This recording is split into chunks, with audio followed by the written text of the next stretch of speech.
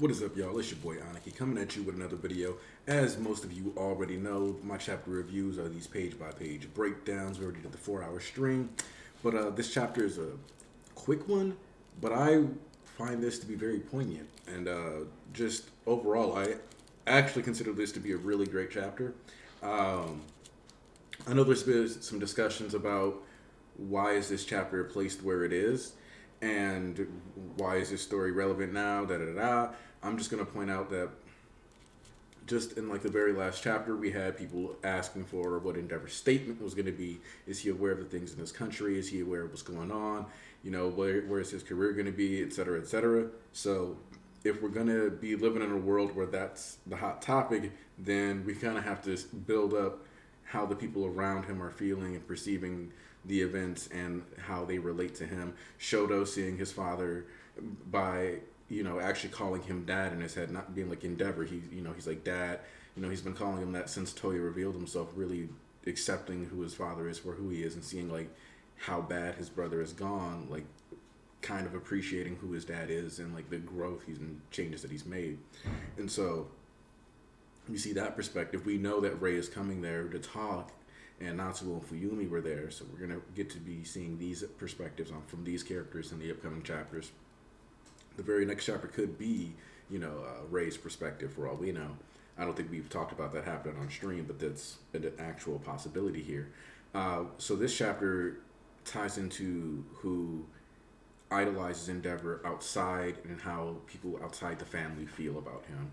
And so we're building up towards Endeavor's press statement. This is essentially the Todoroki family is like the permanent B plot of My Hero Academia, and so this is making that B plot beat move along while also fleshing out the other characters so they can gear up towards what the alpha plot or the A plot will be of the following arc.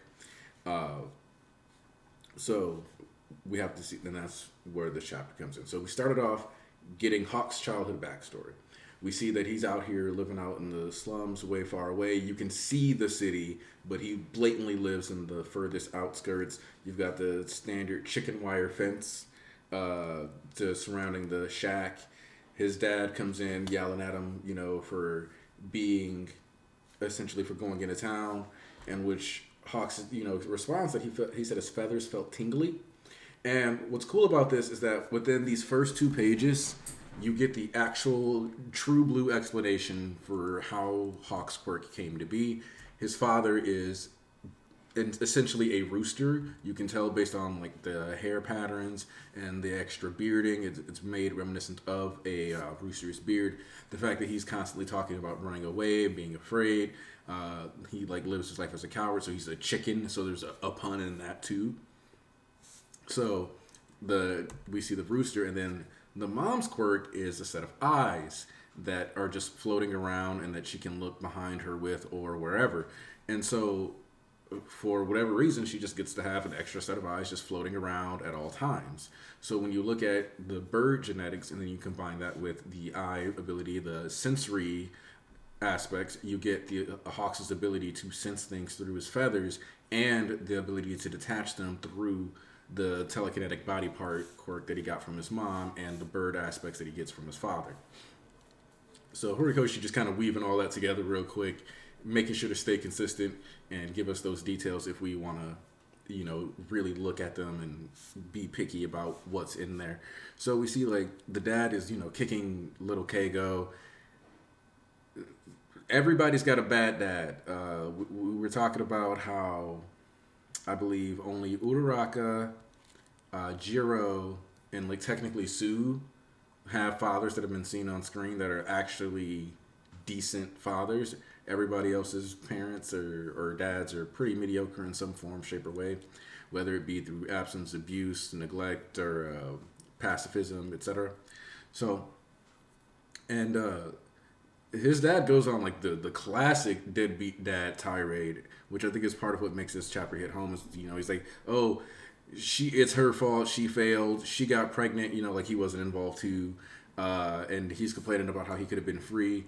And the mom is just one of those desperate women that unfortunately has a kid, hopes the dad will stay, and just like clinging on. And Hawks recognizes this at a very young age. He's just like, yep, my parents are just messed up, traumatized people. I just need to make it a point to live my life in such a way that I don't end up like them. That's my goal. And so all he really saw, like, as far as in his mind, even though superheroes are real, in their world, they might as well have been like anime characters for him because they didn't have them out in the outskirts. If you guys read My Hero Academia Vigilantes, you know that the reason why Eraserhead ends up allowing Koichi, who's the main character, who doesn't have a hero license, to operate as the crawler with Knuckle Duster and Pop Step is because the Naruhita area is specifically an underserved and underfunded area, so they don't have as much hero coverage as a lot of the other districts in the country do. So in order to offset that, he's like, yep, it wouldn't be rational of me to stop these people who are being good, but if they get caught and they get arrested, that's on them. And the thing is that, segueing back into this though, Hawks' father does in fact flee. He steals a car, and that's when he finally gets caught by Endeavor. And you get this beautiful shot of little baby Hawks, not baby, but you know what I mean, where the toy he's holding of Endeavor's stands up and starts running away, and like you can see like the head behind it, as if like the whole world come to life, like his true hero right there, like the doll he always carried, the doll that's worth a sixth the price of an All Might doll when you go to the store.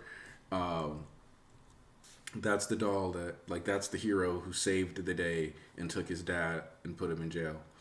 And the thing is that with his mother being who she was so codependent and like broken by everything that happened.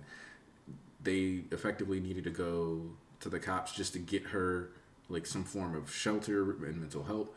But the thing that really sold it off is like she spent all this time, like everybody spent all their time berating him, blaming him for the flaws in their lives, etc. And, you know, asking, why do you have those wings? Just all kinds of questions like that. Like, what's the value of you? And then before we get to like the major point of the flashback, we cut back to the future because it's like Hawks is sleeping, and it turns out, you know, we got Genus while Hawks' dad may have been out on the lam. Genus is whipping the lamb.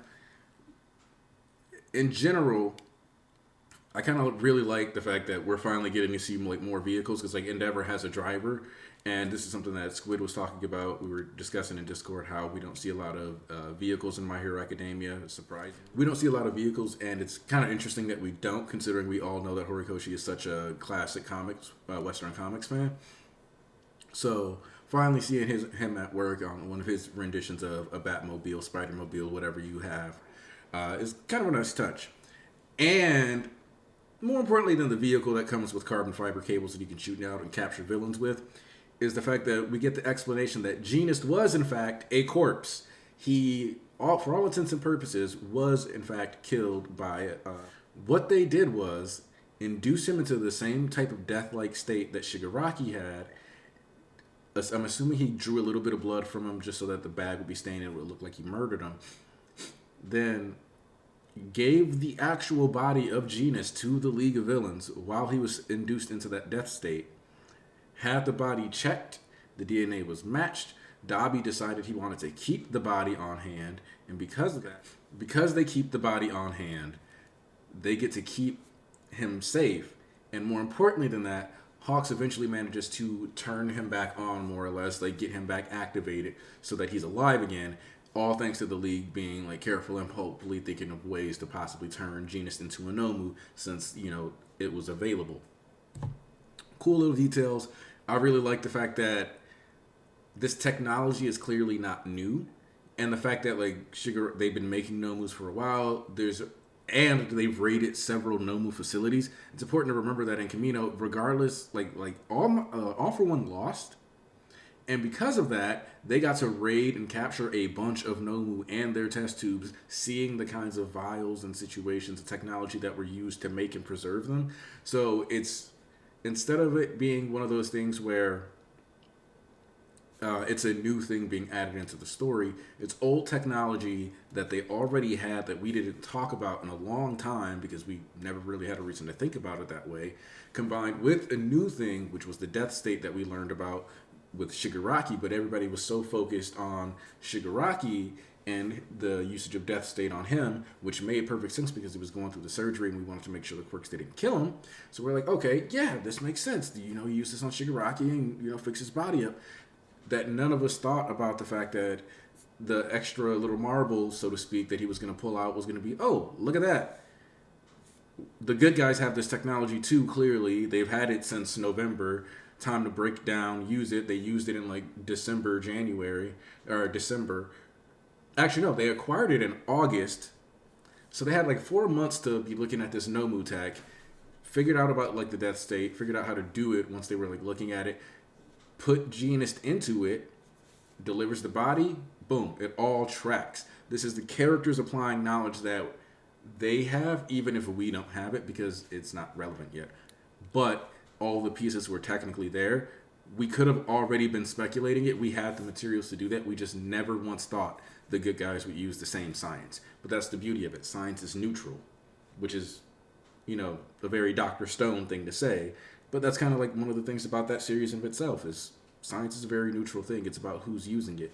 And so any tool or weapon that we see the villains with in the future, we can also possibly see the good guys with, which is what I think about the quirk erasing bullets potentially coming into play and those being artificially synthesized. Since they did manage to raid the base, we'll see what happens though.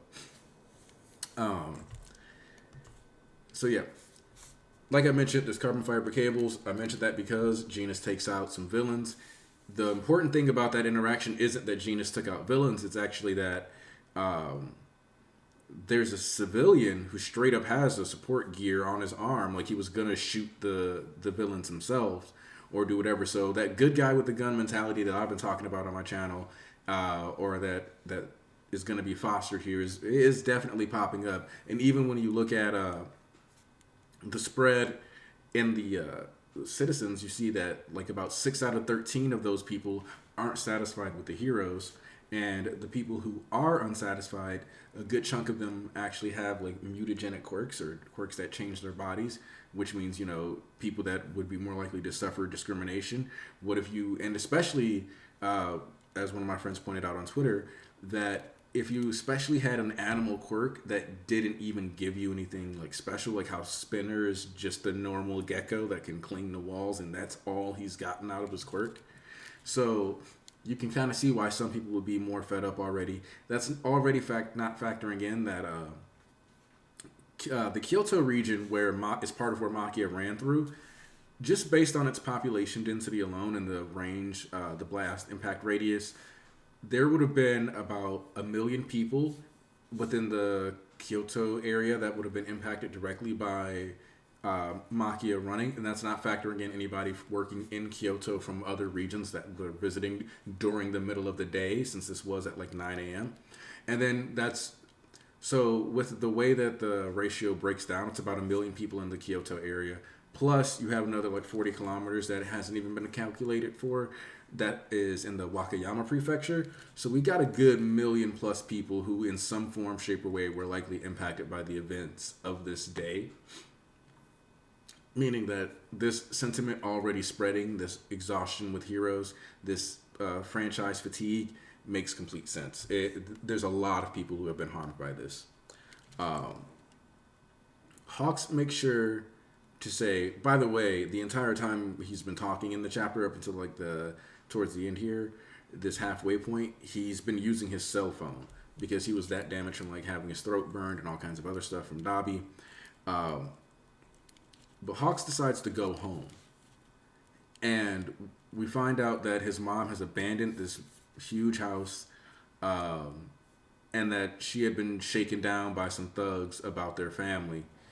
And so she gave up the information and left because she felt bad about it and didn't want to be a burden anymore. She finally ran away, which is especially messed up when you factor in that she spent so much of her life begging other people to not run. But here she is doing that. So through and through, the parents failed Hawks every step of the way. But he says something interesting, which is like, erasing the name Takami already severed any ties between us. Where it seems like when we talk about how Hawks had personal interaction lessons. It seems like those didn't only just apply to like interacting with people in the Hero Commission or in society and making friends. I think that ended up applying to his family too. Ultimately, his mom was just a burden that he was taking care of, that he felt responsible for, and you can kind of even get that vibe from the way he's saying it. Like he always wanted to be helpful, useful, and he spent so much time being put down by her that he spent a good amount of his life chasing that validation. It's important to remember Hawks is only 22. This is still a pretty important time in your life for developing and like figuring out who you're going to be.